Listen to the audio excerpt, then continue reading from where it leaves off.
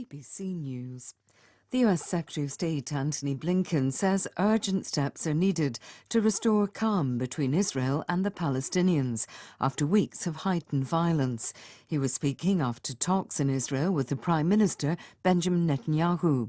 Mr. Blinken stressed the importance of a two-state solution to Israel's own long-term peace and security. The former Brazilian President Jair Bolsonaro has applied for a tourist visa to allow him to stay in the United States for another 6 months. He's been living in Florida since leaving Brazil when his term ended in December.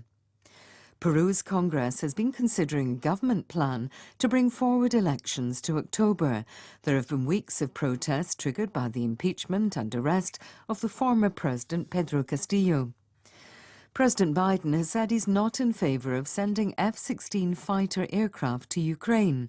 The demand has become more prominent since Washington reversed its long-standing opposition to sending US tanks to Ukraine. Police in Memphis say a sixth officer has been suspended in connection with the fatal beating of Tyre Nichols earlier this month. 5 have already been sacked and charged with murder. Security has been stepped up in the Pakistani capital, Islamabad, after a devastating suicide bomb attack on a mosque in Peshawar.